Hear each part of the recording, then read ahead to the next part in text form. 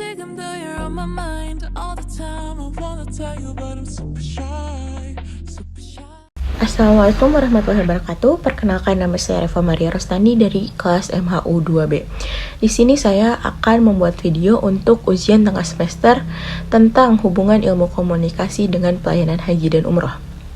Haji dan umroh merupakan ibadah yang membutuhkan persiapan yang matang dan kompleks. Peran penting komunikasi dalam pelayanan haji dan umroh tak dapat dipungkiri. Komunikasi yang efektif dan efisien menjadi kunci kelancaran dan kepuasan para jemaah. Karena definisi komunikasi adalah proses memahami dan berbagi makna. Komunikasi itu memiliki beberapa unsur. Misalnya kalau dalam penerapan komunikasi satu arah. Jadi pada dasarnya komunikasi itu ada komunikasi satu arah dan komunikasi dua arah. Jika komunikasi satu arah itu ada pengirim dan penerima, ada yang berbicara dan ada yang menerima. Kalau misalnya komunikasi dua arah berarti antara komunikasi dua orang atau lebih. Misalnya kita terapkan unsur-unsur komunikasi dalam komunikasi satu arah dalam pelayanan haji dan umroh. Misalnya pengirim, berarti ketika di pelayanan haji dan umroh yang menjadi pengirim adalah penyelenggara haji atau pemandunya. Yang menerima adalah para jemaahnya yang menerima pesan dari pengirim. Terus misalnya pesannya itu seperti panduan beribadah, peraturan bagaimana ketika menjalankan ibadah atau informasi penting lainnya. Medianya secara lisan atau secara langsung. Efek atau dampaknya, mereka tuh menjadi mengetahui apa sih panduan-panduan ibadah atau peraturan-peraturan ibadah yang harus mereka ketahui dan harus mereka laksanakan. Terus karena prinsip-prinsip komunikasi atau DeVito, salah satunya adalah komunikasi memiliki tujuan. Berarti komunikasi dapat berfungsi sebagai berbagai tujuan, misalnya untuk belajar, berhubungan, membantu, memengaruhi, dan bermain. Dan itu semua terjadi di pelayanan haji dan umroh.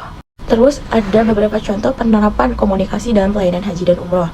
Misalnya sebelum keberangkatan, ada pembekalan jemaah tentang cara pelaksanaan haji dan umroh, berarti itu terjadi komunikasi satu arah.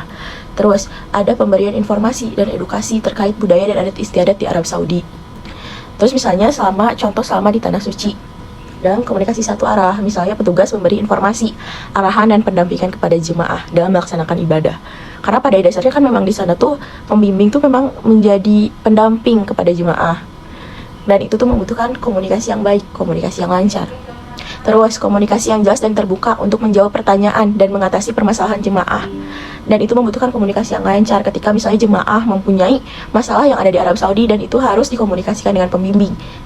Karena ketika jemaah mempunyai masalah di Arab Saudi, dia akan berkonsultasi dengan kita sebagai pembimbing. Dan itu akan terjadi komunikasi dua arah yang menjadi masalah untuk jemaah yang ketika jemaah mempunyai masalah dan pembimbing harus bisa memberikan solusi kepada jemaah tersebut. Terus kita ketika berkomunikasi harus menggunakan bahasa yang sopan dan santun setiap interaksi dengan jemaah, karena jemaah juga akan menilai bagaimana pembimbing tersebut. Terus membangun hubungan yang baik dan penuh empati dengan jemaah, dan itu sangat perlu ketika kita menjadi pembimbing. Kita sangat perlu untuk membangun hubungan yang baik dan penuh empati dengan jemaah untuk bisa berkomunikasi dengan baik. Terus, manfaat penerapan komunikasi yang efektif itu ada beberapa. Misalnya yang pertama, meningkatkan kepuasan jemaah.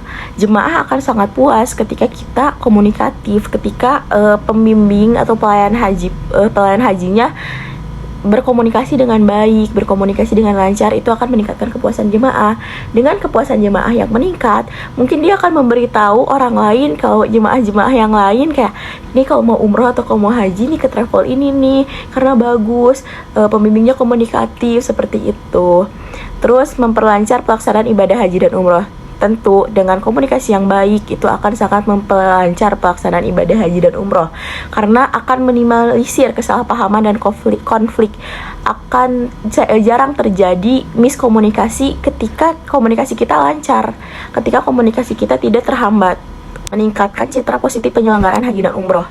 Iya, seperti baik tadi. Jadi citra kita tuh orang tuh akan memandang travel ini atau pembimbing ini tuh dengan komunikasinya bagus, dia komunikatif, dia bisa diajak untuk berkomunikasi dengan bagus, seperti itu. Terus memperkuat hubungan antara jemaah dan penyelenggaraan haji dan umroh.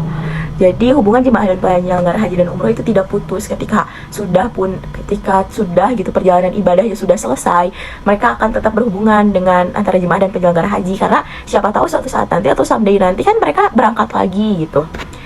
Dan kesimpulan yang dapat saya ambil dari hubungan ilmu komunikasi dengan pelayanan haji dan umroh adalah komunikasi yang efektif dan efisien merupakan kunci utama dalam pelayanan haji dan umroh.